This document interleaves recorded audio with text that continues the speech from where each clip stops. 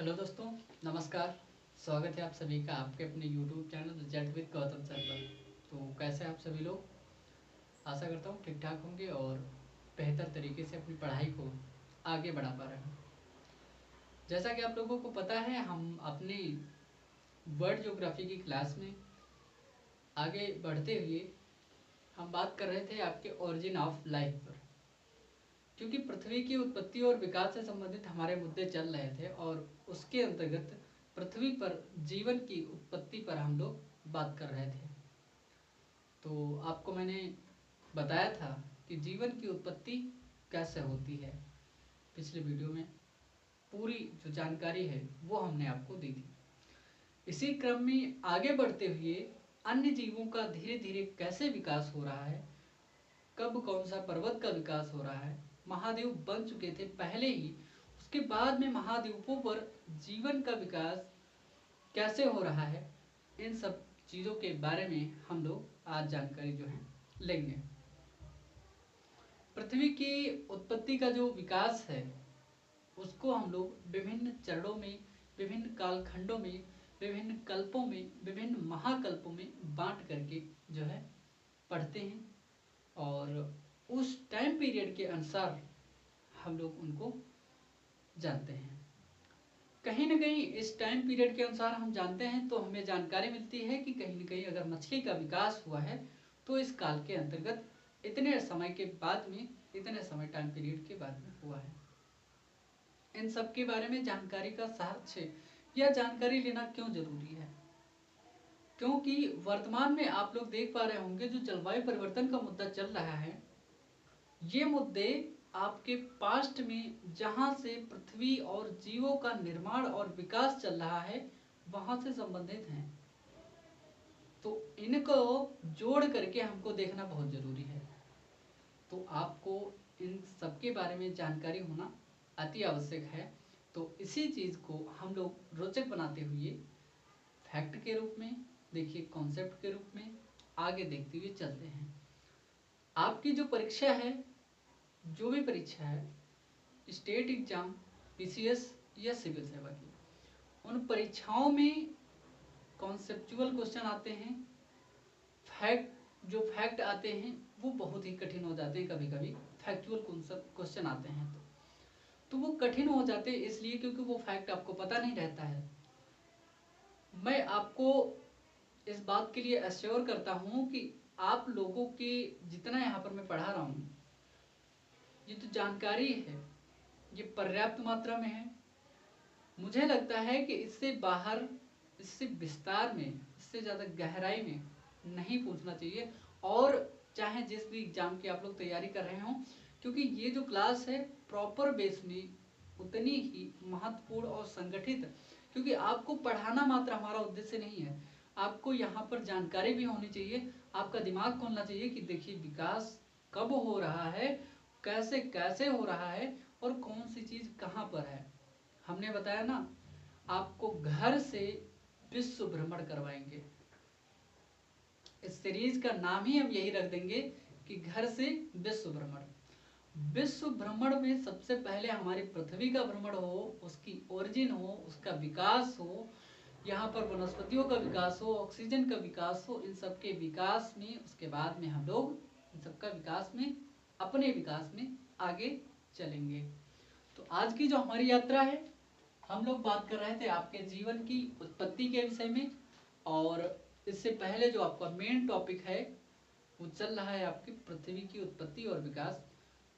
एक बात और मैं आपसे कहना चाहूँगा कि जो क्लास हो रही है आपकी डेली बेसिस पे तो हो रही है, आपको 40 से 45 मिनट आपको अपना देना पड़ता है, लेकिन धीरे धीरे जैसे ही आप करते जाएंगे ना, वैसे ही आपको जानकारी होती चली जाएगी और आपका बेहतर नोट्स बनता चला जाएगा और आप रिवाइज करते रहेंगे तो फिर बेहतरीन तरीके से आपका जो नॉलेज है वो ज्ञान भी बढ़ेगा, आपको समझ भी पैदा होगी, आपको कॉन्सेप्ट भी पता चलेगा कि किसके पीछे क्या चीज़ है, उसके राज क्या हैं, ये भी आपको पता चलेगा। और जो क्लास है आपकी ज़्यादा दिन तक, मतलब लंबे समय तक चल सकती है। इसका कारण ये है क्योंकि बहुत ज़्यादा टाइम हम लोग इसमें नहीं लेते हैं। 2 घंटे की, 3 घंटे की क्लास नहीं करते हैं, 45 मिनट, 40 मिनट, आधे घंटे, 50 मिनट के आसपास जो वीडियो होता है आपका बनता है। इसी के अंतर्गत हम लोग धीरे धीरे आगे क्रम में बढ़ रहे हैं और आपको बढ़ना चाहिए, हमारे साथ में जुड़ना चाहिए और लोगों को, जिन लोगों को इस चीज़ की ज़रूरत है उन लोगों तक जोड़िए और पढ़ करके देखिए, उसके बाद में हमें बताइए। ठीक है, तो आज हम बात करेंगे आपके ऑर्डोविशियन काल जो है इसी क्रम में। मैंने आपको इससे पहले बताया था प्री कैम्ब्रियन युग, क्या बताया था इससे पहले, आपको इसे नोट नहीं करना है। मैंने आपको बताया था क्या, प्री कैम्ब्रियन युग, प्री कैम्ब्रियन युग बता दिया या महाकल्प, कल्प या महाकल्प, ये बता दिया था। मैंने यहीं पर आपको और बता दिया था, कैम्ब्रियन युग भी बता दिया था, मतलब पिछली वीडियो में। यहां तक हमारी जो जीवन की उत्पत्ति की यात्रा होती है ये दोनों पूर्ण हो जाती है। ये चीजें मैं आपको बता चुका हूं। तो आज जो है हमारा मेन टॉपिक स्टार्ट कहां से होगा, ऑर्डोविशियन काल से। कहां से हम लोग पढ़ेंगे, ऑर्डोविशियन काल। इसको हम जानते हैं, ये थर्ड होगा इस क्रम में कल, ऑर्डोविशियन काल।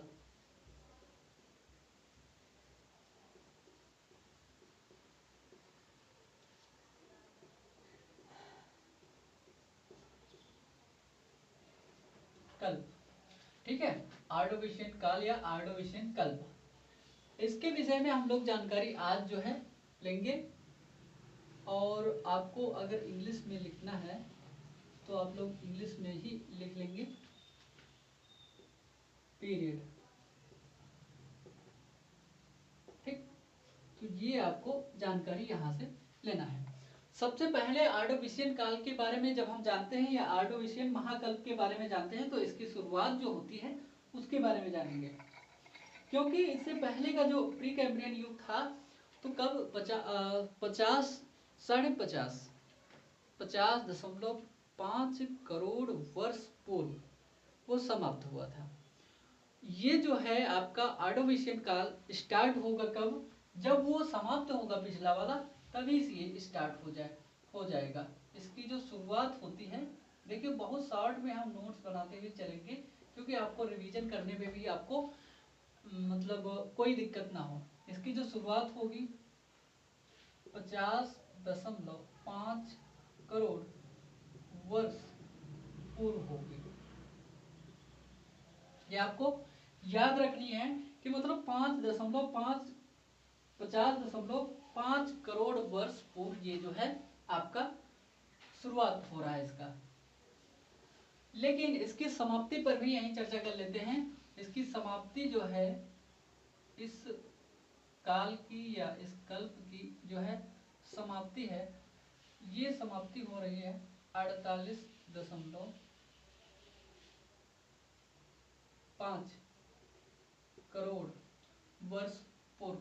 माफ कीजिए, 48 नहीं है ये, सॉरी 43 है,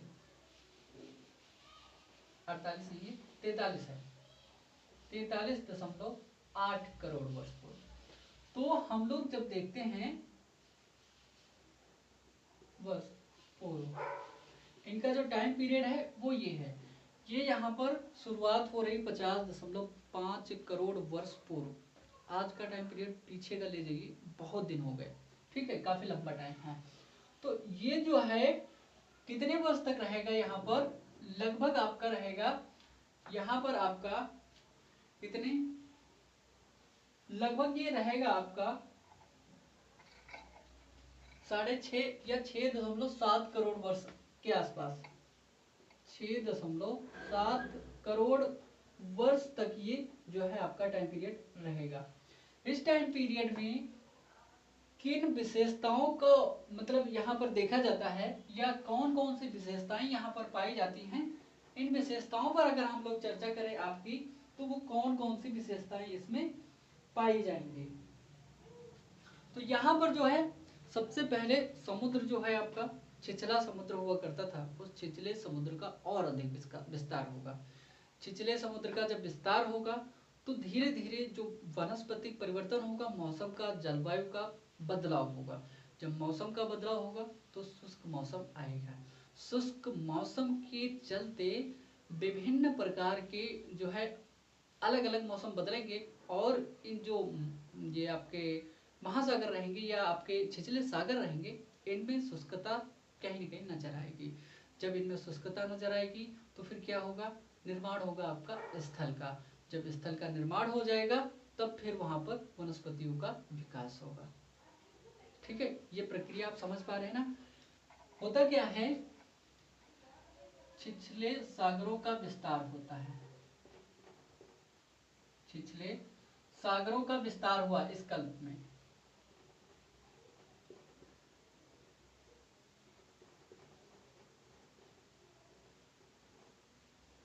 छिछले सागरों का विस्तार हुआ। छिछले सागरों के विस्तार के चलते यहाँ पर जो है, उसके बाद में जब छिछले सागरों का और अधिक विस्तार हुआ तो शुष्क मौसम में वृद्धि होगी। शुष्क मौसम यहाँ पर पाया जाएगा। शुष्क मौसम पाया गया। शुष्क मौसम जब पाया गया तो यहाँ पर जो छिछले सागरों का विस्तार हो रहा था, यहाँ पर क्या जमा हो गया, इन शुष्क मौसम के कारण सागरों में जो सागर हुआ करते थे, इन सागरों में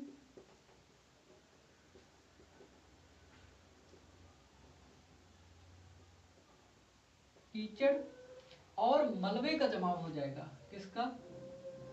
मलबे का जमाव। मलबे का जमाव हो जाएगा। यहाँ पर जब शुष्क मौसम आएगा तो मलबे का जमाव होगा। यहाँ पर इधर उधर से बहुत सारी वनस्पतियां, अभी वनस्पतियां नहीं, सॉरी, यहाँ से जो भी मतलब इधर उधर से मलबा बह करके आ रहा है, कीचड़ आ रहा है, जो भी इधर उधर से हो रहा है, ये सब क्या होगा, सागरों में, छिछले सागरों में इसका जमाव हो जाएगा।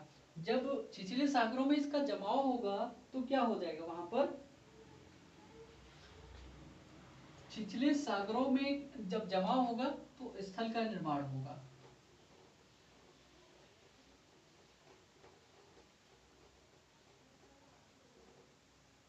अब स्थल का निर्माण कैसे होगा?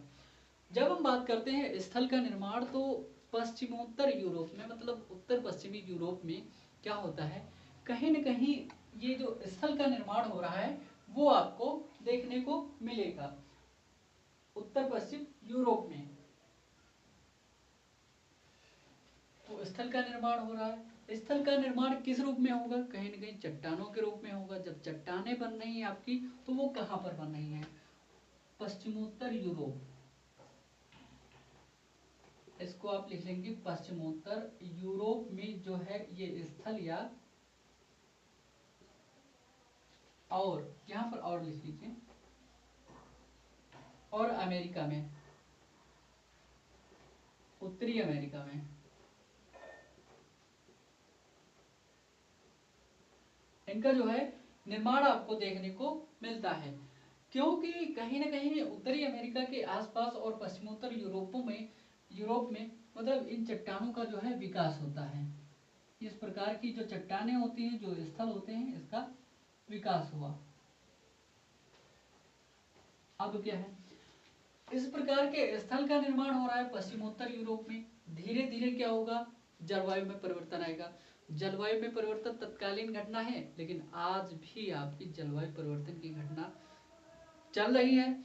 और ये जो जलवायु परिवर्तन की घटनाएं दिखाई देती हैं, अधिक गर्मी, अधिक बरसात, कहीं कहीं जगह एक ही जगह पर अधिक वर्षा हो जाती है, कहीं पर सूखा पड़ जाता है। तो ये विभिन्न प्रकार के जो मौसम और जलवायु में परिवर्तन होता है, तो तत्कालीन समय में भी हुआ, लेकिन वो धीरे धीरे हो रहा था, और यहाँ पर भी धीरे धीरे ही हो रहा है। वो प्रकृति अपने नेचर के अनुसार चल रही है, लेकिन उसमें जब हम लोग हस्तक्षेप कर देते हैं तो कहीं ना कहीं वो डिस्टर्ब होती है। तो हम लोगों को कहीं ना कहीं क्या होता है, हम लोगों को आगे चल करके फिर दिक्कत का सामना जो है करना पड़ता है। यही तो होता है ना। अब क्या है, जो वनस्पतियां जो हुआ करती थी, अभी तो यहाँ पर पहले किसका निर्माण हो रहा है, अभी तो स्थल का ही निर्माण हो रहा है। जब स्थल का निर्माण होगा तो अभी वनस्पतियां तो होंगी नहीं, यहाँ पर वनस्पतियों का निर्माण नहीं होगा। लेकिन जो आपका सागर वाला भाग हुआ करता था, सागरीय भाग में मतलब वनस्पतियों का निर्माण, ऐसे लिखिए आप लोग, वनस्पतियों का निर्माण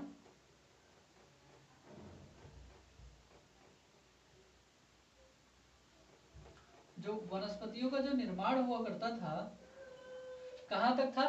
अभी भी आपका जो है सागर तक ही सीमित था, अभी तक सागरों में ही था, अभी तक सागरों में सीमित था। जो सागर हुआ करते थे आपके, वहां पर क्या था, क्या हुआ? अभी तक सागरों में ही सीमित था।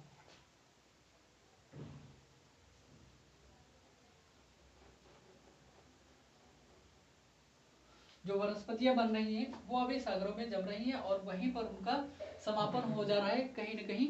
ये भी प्रक्रिया अभी समुद्र या जलीय भागों तक ही अभी तक सीमित है। उसका कारण ये है क्योंकि अभी स्थल का तो निर्माण ही हो रहा है, ठीक है, अभी जो है स्थल का निर्माण हो ही रहा है। इसलिए ज्वालामुखी की जो क्रिया हुआ करती थी, ज्वालामुखी की जो प्रक्रिया हुआ करती थी या ज्वालामुखी जो क्रिया हुआ करती थी, उसका भी प्रक्रिया जो हुआ करती थी, ज्वालामुखी प्रक्रिया अभी भी सागरों तक सीमित थी। मतलब सागरों में ही अभी ज्वालामुखी प्रक्रिया भी हो रही थी।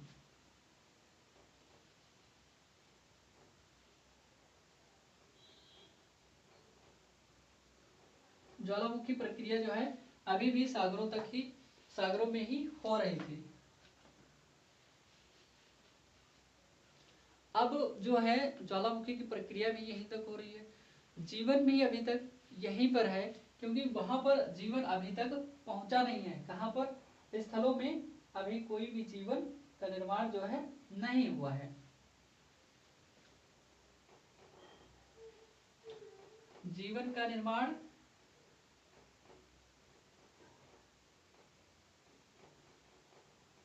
भी कहां पर? सागरों में ही अभी तक हुआ है। इतनी सारी की सारी जो प्रक्रिया है, ये संभावना पूरी की पूरी संभावना या प्रक्रिया जो है अभी तक यहीं तक हो रही है। कहां तक? सागरों तक ही। जो जीवन है अभी सागरों तक ही सीमित है। अब क्या हो रहा है, इसके बाद में हम बात करते हैं कि इसकी शुरुआत मैंने आपको बताई 50.50 करोड़ वर्ष पूर्व, 43.8 करोड़ वर्ष पूर्व जो है इसका समापन हो गया और लगभग 6.7 करोड़ वर्षों तक रहता है। छिछले सागरों का विस्तार हुआ। छिछले सागरों के विस्तार के कारण क्या होता है, कहीं न कहीं शुष्क मौसम हुआ। शुष्क मौसम के कारण मलबे का जमाव होगा। मलबे के जमाव के कारण उत्तरी पश्चिमी यूरोप में जो है कहीं न कहीं आपको तो देखने को मिलेगा चट्टानों का निर्माण, और उत्तरी अमेरिका तक जीवन का जो निर्माण है और जो ज्वालामुखी प्रक्रिया है, ये सभी अभी तक वनस्पतियों का निर्माण जो है, ये सब कुछ क्या है, अभी तक जीवन की अभी उत्पत्ति नहीं। वनस्पतियों का जो निर्माण है अभी तक कहाँ है? सागर में। ज्वालामुखी प्रक्रिया अभी तक कहाँ है? सागर में। अब जो है प्राथमिक जो चट्टाने हैं आपकी, उनका निर्माण हो रहा है अभी केवल।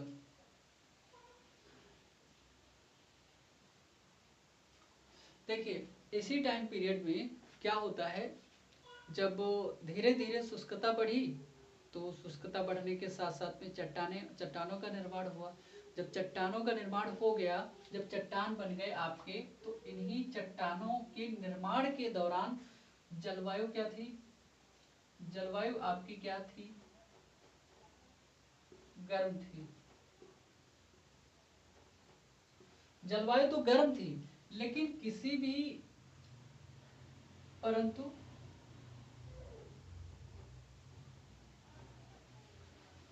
किसी भी जलवायु कटिबंध का निर्माण जो है नहीं हुआ था, क्योंकि तत्कालीन समय में कैसे होता किसी जलवायु कटिबंध का निर्माण?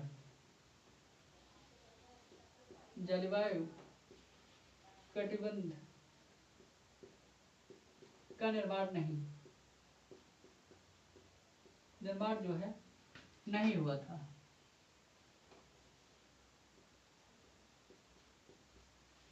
तो जलवायु कटिबंधों का निर्माण कैसे हो जाता है? क्योंकि अभी तो जलवायु बनी रही है और गर्म जलवायु तो थी, लेकिन अभी तक किसी भी कटिबंध का निर्माण जो है यहाँ पर नहीं हुआ था। ये सभी इंफॉर्मेशन जो है आपकी ऑर्डोविशियन काल के अंतर्गत थी। अब हम बात करते हैं आपके अगले काल पर, और उस महाकल्प में क्या होता है आपका, जिसका नाम है आपका सिल्यूरियन काल। अब हम बात करते हैं किसकी, सिल्यूरियन काल की। तो जो आपका सिल्यूरियन काल है वो फोर्थ क्रम में आएगा आपका, जिसका नाम है आपका सिल्यूरियन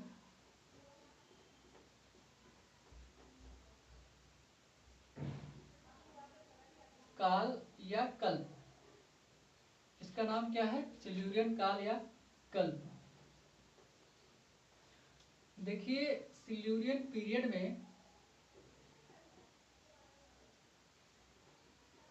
सिल्यूरियन पीरियड, ठीक है, ये कल्प या महाकल्प का नाम है। इस टाइम पीरियड में कौन कौन सी विशेषताएं होती हैं इनकी बात करते हैं। इसकी जो स्टार्टिंग है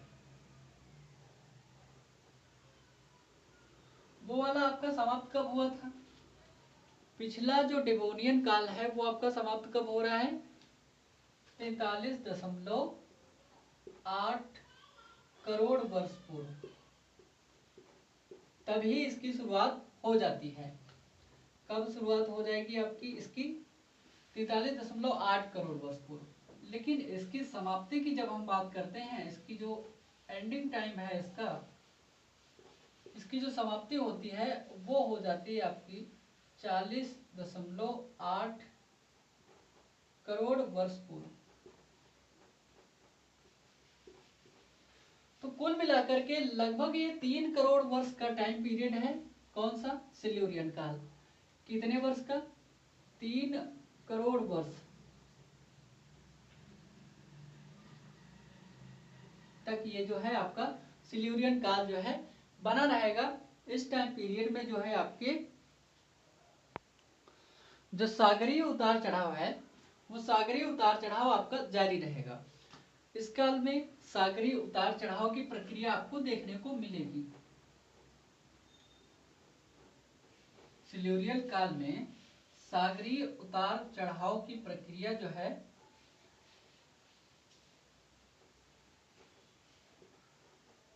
चढ़ाव की प्रक्रिया जो है आपको दिखाई देगी।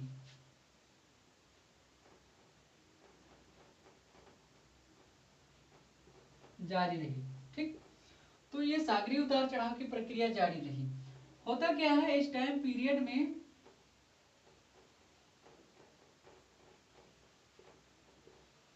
इस काल में जो है आपका पर्वत निर्माण की जो प्रक्रिया हुआ करती थी,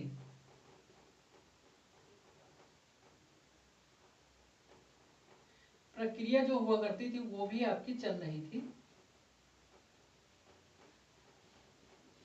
लेकिन एक काम और हुआ, जो आपके ऑर्डोविशियन काल में ज्वालामुखी की प्रवृत्ति अधिक हुआ करती थी उसकी अपेक्षा यहाँ पर कम हो गई। ज्वालामुखी जो विस्फोटित हो रहे थे, ज्वालामुखी प्रक्रिया जो हुआ करती थी, ज्वालामुखी क्रिया जो हुआ करती थी, उसमें यहाँ पर जो है कमी आई। ऑर्डोविशियन की अपेक्षा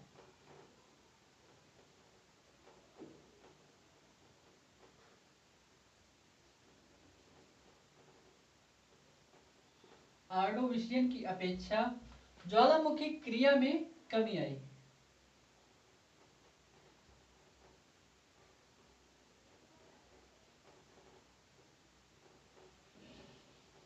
ज्वालामुखी क्रिया में कमी, ज्वालामुखी प्रक्रिया जो होगी, ज्वालामुखी क्रिया जो होगी उसमें कमी इसलिए देखने को मिलेगी, कहीं ना कहीं अब जो है पृथ्वी का सेटलमेंट धीरे धीरे हो रहा है और जो है आपका स्थलीय जो भाग है उसमें वृद्धि हो रही है। जब स्थलीय भाग में वृद्धि हो जाएगी तो कहीं ना कहीं स्थिर हो जाएगी पृथ्वी आपकी, ठीक है। तो आपकी धीरे धीरे स्थिर हो जाएगी, तो इसमें ज्वालामुखी जो प्रक्रिया होगी यहाँ पर इसमें कमी देखने को मिलती है। और जो जलवायु का जो प्रहार, जो जलवायु की प्रक्रिया हुआ करती थी, जलवायु जो है आपकी, जलवायु आनुपातिक रूप से, मतलब कार्डोविशियन के काल के आनुपातिक रूप से क्या थी, गर्म व समान थी, लगभग समान एक जैसी मतलब जलवायु जो है पाई जा रही थी। ठीक है, तो ये आप लोग नोट करेंगे, दिखाई दे रहा है ना, बिल्कुल ठीक है, आप लोगों को दिखाई दे रहा होगा। ठीक है, साइड साइड में आपने लिख दिया है और आपको बीच में मतलब नहीं लिखा है, कोई दिक्कत नहीं है, आपको सही से दिखाई दे रहा है, नज़र भी आता है, और आप लोग इसको नोट करते हुए चलेंगे, हम आपको समझाते हुए चलते हैं। हमने बताया आपको जो ऑर्डोविशियन काल की अपेक्षा ज्वालामुखी की प्रक्रिया है वो उसमें कमी आपको नजर आएगी। सिल्यूरियन काल की विशेषताओं में हम लोग चल रहे हैं अभी, और 43.8 करोड़ वर्ष पूर्व से स्टार्ट होता है, इसकी समाप्ति 40.8 करोड़ वर्ष पूर्व होती है, लगभग 3 करोड़ वर्ष का टाइम पीरियड होता है ये। यहाँ पर सागरी उतार चढ़ाव, मतलब पृथ्वी की हलचल में उथल पुथल होता रहता है। इस काल में पर्वत निर्माण की भी प्रक्रिया जारी है और पर्वतों का निर्माण भी यहाँ पर देखने को मिलेगा। ऑर्डोविशियन की अपेक्षा यहाँ पर ज्वालामुखी प्रक्रिया जो होगी आपकी इसमें कमी आएगी। आनुपातिक रूप से जो आपका जलवायु होगी उसमें समानता और कहीं न कहीं थोड़ी सी गर्म जलवायु आपको देखने को मिलेगी। ये है आपका सिल्यूरियन काल। तो सिल्यूरियन काल में और उसकी विशेषताएं हम देखते हैं कि कौन कौन सी हैं।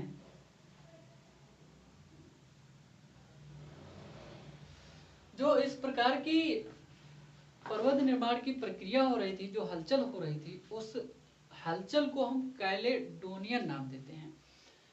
पर्वत निर्माणकारी जो प्रक्रिया हो रही थी, क्या नाम है इसका, पर्वत निर्माण की जो प्रक्रिया जारी थी, पर्वत निर्माण की प्रक्रिया को हम लोग क्या नाम देते हैं, इसको कहते हैं हम कैलेडोनियन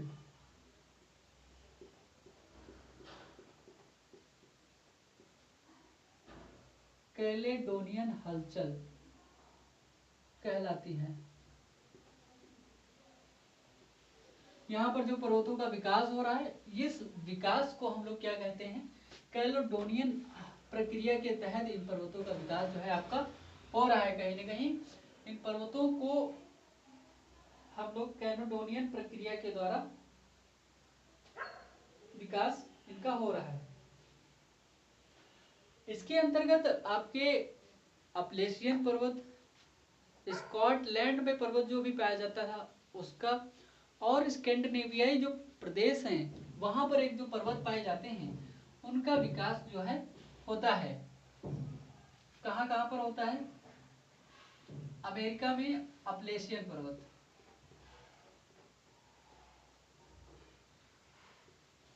अपलेशियन इसी काल के अंतर्गत अपलेशियन पर्वत। स्कॉटलैंड का जो पर्वत होगा उसका निर्माण तथा स्कैंडिनेविया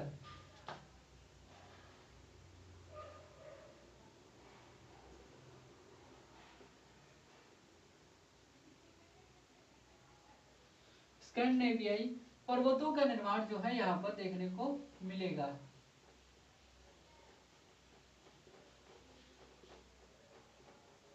समझ गए आप लोग, यहाँ पर जो है इन पर्वतों का निर्माण होगा सिल्यूरियन काल के अंतर्गत।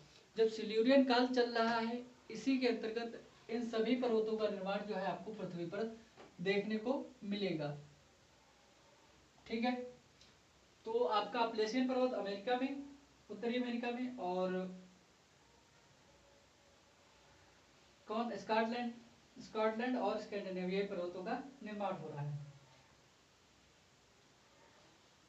अब जो है इसी टाइम पीरियड में सिल्यूरियन काल में है, अपने लोगों के पास रीढ़ की हड्डी है ना, इस रीढ़ की हड्डी वाले जीवों का विकास हो रहा था समुद्र में। तो क्या होगा, इसी टाइम पीरियड में क्या हुआ, समुद्र में जो है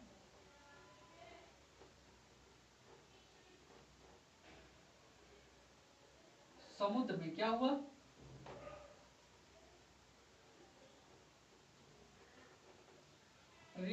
हड्डी वाले जीवों का विकास, रीढ़ की हड्डी वाले जीवों का विकास हुआ।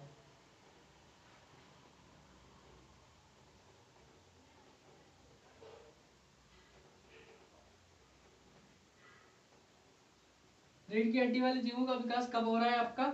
समुद्र में सिल्यूरियन काल में इन रीढ़ की हड्डी वाले जीवों का विकास हो रहा है और इनकी विभिन्न किस्में भी विकसित होंगी तथा उनकी प्रजातियों का भी अलग अलग प्रजातियां भी विकसित होंगी तथा उनकी प्रजातियों का भी यहाँ पर विकास होगा। प्रजातियों का विकास यहाँ पर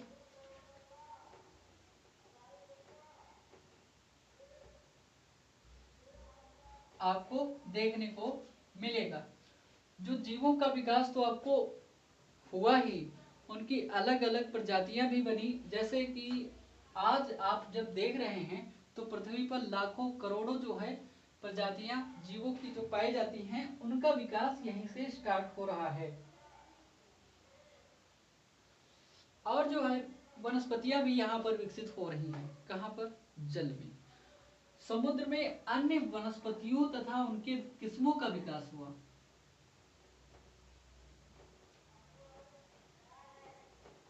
समुद्र में अन्य प्रकार की जो वनस्पतियां हुआ करती थी, जीवों का विकास तो हुआ ही, अन्य वनस्पतियां तथा उनकी प्रजातियों का विकास, उनकी जो है प्रजातियों का विकास भी यहाँ पर होता है। तो ये आपको ध्यान रखना है, प्रजातियों का विकास। ठीक है, तो ये प्रजातियों का विकास भी यहाँ पर देखने को मिल रहा है आपको। आपने नाम सुना होगा प्रवालों का। तो प्रवालों का विकास जो है इसी टाइम पीरियड में बहुत बड़े स्तर पर होता है। का बहुत बड़े स्तर पर जो है प्रवालों का विकास जो है आपको यहाँ पर देखने को मिलेगा। और प्रवाल जो है समुद्र में ही दिखाई देते हैं आपके। आप ऐसे लिखिए कि बृहद स्तर पर, बृहद स्तर पर प्रवालों का विकास हुआ।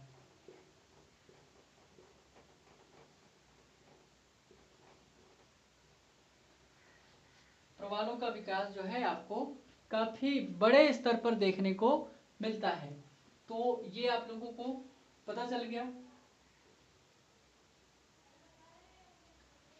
ठीक है, तो सिल्यूरियन काल हमारा चल रहा है अभी। पर्वत निर्माण की प्रक्रिया, इसको कैलेडोनियन हलचल नाम दिया गया। अमेरिका में अपलेशियन पर्वत, स्कॉटलैंड और स्कैंडिनेवियाई जो देश हैं वहां पर पर्वतों का निर्माण हुआ और समुद्र में रीढ़ की हड्डी वाले जीवों का पहली बार विकास जो है हो रहा है। समुद्र में अन्य जीव और उनकी वनस्पतियों का विकास हुआ। बृहद स्तर पर, बहुत बड़े स्तर पर जो है प्रवालों का विकास धीरे धीरे हुआ। और जब प्रवालों का विकास होगा, उससे आपको तो पता है, ऑस्ट्रेलिया में आपने नाम सुना होगा, जो आपकी रेंज पाई जाती है ऑस्ट्रेलिया, तो वो भी, और हमारे लक्षद्वीप में प्रवालों का विकास है। और प्रवालों के द्वारा धीरे धीरे क्या है, कहीं न कहीं स्थल खंडों का निर्माण होता है और बड़े बड़े द्वीप बनते हैं। तो उन प्रवालों का विकास यहाँ पर बड़े स्तर पर हो जाएगा। जब बहुत बड़े स्तर पर प्रवालों का विकास होगा तो बहुत ज़्यादा स्थल बनेगा। और जब बहुत ज़्यादा ऊंचा ऊंचा स्थल, जैसे यहाँ पर सागर है मान लीजिए, इस सागर वाले भाग में होता क्या है, यहाँ पर अगर प्रवाल का विकास हो रहा है, अगर प्रवाल, पहली बात तो यहाँ से क्या होता है, प्रवाल का विकास कैसे होता है उसको आप लोग थोड़ा सा यहाँ पर जान लें कैसे होता है। दरअसल में ये जो प्रवाल होता है, ये एक अपना एक टोपर आकार का बनाता है। ये बना दिया, ये प्रवाल बन गया। लेकिन जब ये समाप्त हो जाता है, इसी के ऊपर से दूसरा टोपर जो है, दूसरे प्रवाल जो घर अपना बनाता है, इसी के ऊपर बनाता है। जब ये प्रवाल दूसरे के ऊपर घर बना दिया तो धीरे धीरे क्या होगा, ये जब इसके ऊपर बन गया तो जब ये समाप्त होगा तो इसके ऊपर से दूसरा प्रवाल बन जाएगा। फिर क्या होता है, इसी के ऊपर तीसरा प्रवाल बनेगा, फिर इसी के ऊपर अगला प्रवाल बनेगा, फिर अगला प्रवाल जैसे ही बना तो कहाँ पहुंच गया, ऊपर निकल गया ना। लेकिन ये जो जल स्तर के नीचे ही रहते हैं, जब जैसे ही यहाँ पर जल स्तर कम होगा तो प्रवाल का जो ये जो है ये वाला भाग ऊपर आ जाएगा, तो यहाँ पर क्या बन जाएगा, द्वीप का निर्माण हो जाएगा। समझे आप लोग? तो ऐसे यहाँ पर प्रवालों का निर्माण होता है और प्रवालों के द्वारा ही द्वीपों का विकास हुआ। और द्वीपों को विकास के बाद में और इसी सिल्यूरियन काल में क्या हुआ, सिल्यूरियन काल में प्रथम बार पहली वनस्पति क्या हुआ, धरातल पर, आपके धरातल पर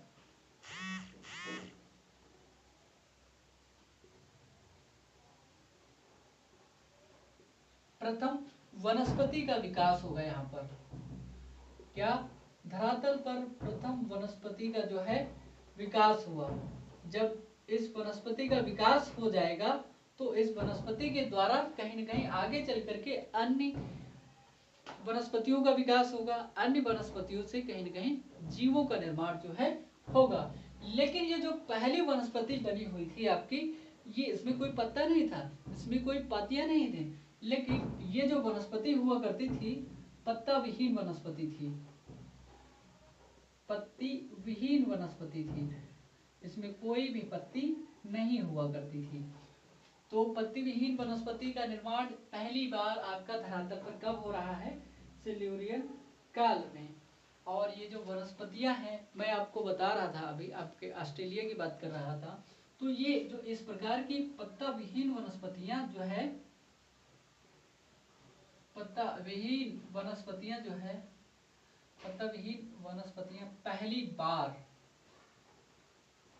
कहां पर देखने को मिली, वनस्पतियां प्रथम बार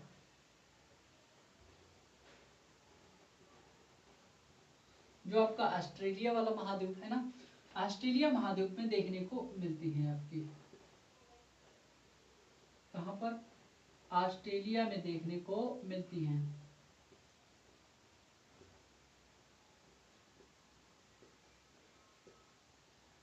मिली ना देखने को, पहली बार कहाँ मिली, ऑस्ट्रेलिया में देखने को आपको मिल रही है।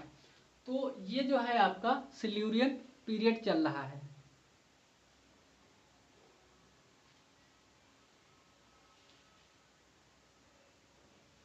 ठीक है, तो ये है आपका सिल्यूरियन काल। आप लोग अगर कहेंगे तो हम क्लास की टाइमिंग 1 घंटा और 1 घंटे से ज़्यादा कर देंगे, अगर आप लोगों को कमेंट आता है तो। नहीं तो हमारी क्लास 40 मिनट के आसपास रहेगी। इसी के आसपास हम लोग 40 मिनट, 36 से 40 मिनट, 45 मिनट के आसपास रहेगी क्लास। यहीं तक रखा करें, या 1 घंटे से ज़्यादा या 1 घंटे क्लास को करें तो जल्दी से सिलेबस पूरा हो जाएगा। नहीं तो ज़्यादा क्लासेस हो जाएंगी, आप लोगों को करने में ऐसे ही समस्या तो मुझे लगता है कि नहीं आएगी। छोटी सी क्लास होती है 15 से 20 मिनट, 40 मिनट में क्या ही हो जाएगा। तो इस क्लास को आप लोग ऐसे देखते रहिए, या तो अगर आप लोग कहेंगे, चाहेंगे, बताएंगे तो हम इस क्लास को 1 घंटा या 1 घंटे प्लस लेकर के जा सकते हैं और सिलेबस को जल्दी ख़त्म करने की कोशिश करेंगे। तो इस पर आप अपनी राय देना बिल्कुल ना भूलें। और आज की क्लास को हम लोग यहीं तक रखेंगे, क्योंकि आज की क्लास जो है ज्योग्राफी की अपने टाइम के अनुसार इतनी हो चुकी है। अगर आप लोग कहेंगे तो हम 1 घंटा के आसपास टाइम पीरियड रख लेंगे। और आप लोगों को कमेंट करना है, दूसरे लोगों तक पहुंचाना भी है, रिकमेंड करना है, नोट्स बनाना है। इससे बेहतर, इससे अच्छा नोट्स आप लोग, इतना शॉर्ट फॉर्म में जब हम लिखते हैं तो आप लोगों को ऐसे आप बना लीजिए आराम से, कोई दिक्कत नहीं।